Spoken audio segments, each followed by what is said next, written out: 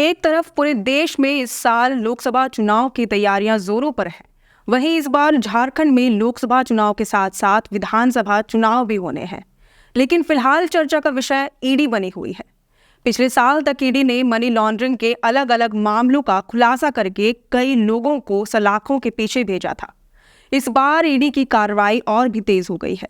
फिलहाल साहेबगंज के अवैध खनन मामले में ईडी ने 30 लोगों को एक साथ समन किया है। अब तक का यह सबसे बड़ा समन माना जा रहा है, जहां किसी जांच एजेंसी ने एक साथ 30 लोगों को समन जारी कर दिया हो।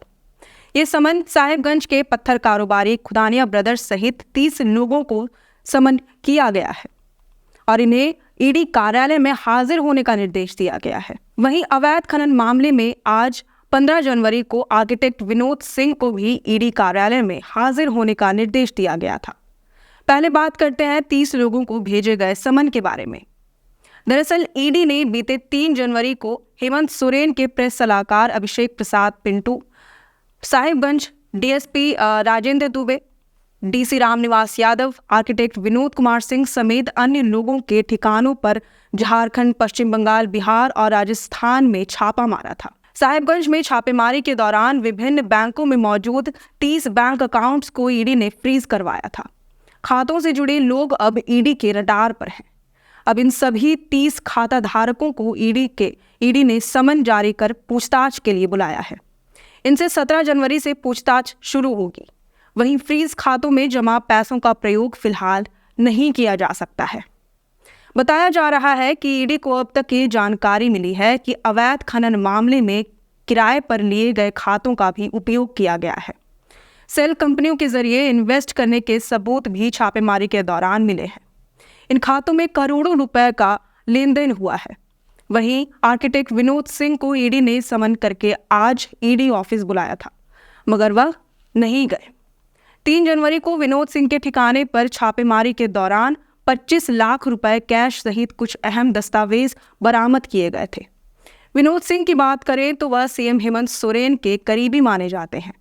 पेशे से आर्किटेक्ट विनोद सिंह का रांची मेन रोड में ग्रिड कंसल्टेंसी नाम से फर्म है। रांची के पिस्का मोड़ में विनोद सिंह का आवास है।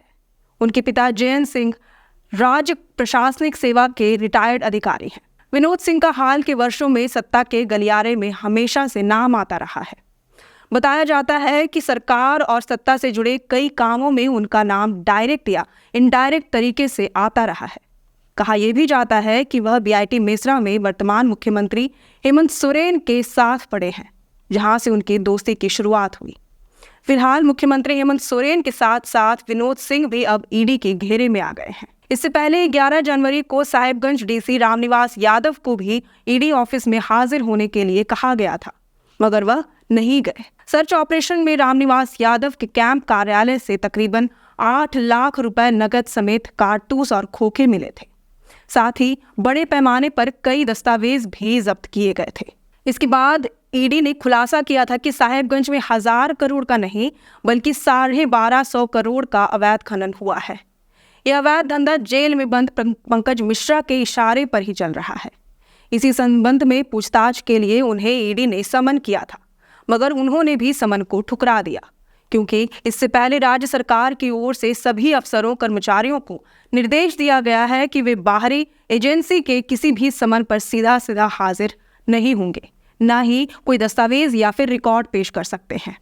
इसके लिए उन्हें पहले राज्य सरकार के एसओपी यानी कि तय प्रक्रिया से गुजरना होगा। इसी का हवाला देकर रामनिवास यादव ने ईडी को चिट्ठी लिखकर कहा कि जब तक सरकार उन्हें अनुमति नहीं देगी तब तक वे जांच एजेंसी के समक्ष हाजिर नहीं होंगे। वहीं इसके बाद कल यानी कि 16 जनवरी को मुख्यमंत्री हेमंत सोरेन के प्रेस सलाहकार अभिषेक प्रसाद उर्फ पिंटू से भी पूछताछ की जानी है। अब देखना होगा कि कल यानी 16 जनवरी को पिंटू ईडी के सामने हाजिर होते हैं या फिर वो भी बाकियों की तरह ईडी के समन को ठुकराएंगे और इस प्रकरण पर ईडी आगे क्या कार्रवाई करती है। अगर आपको ये वीडियो पसंद आया हो तो इसे ज़रूर से लाइक और शेयर करें। हमारे चैनल लोकतंत्र 19 को फॉलो और सब्सक्राइब करना ना भूलें। फिलहाल लेते हैं अलविदा। जोहार।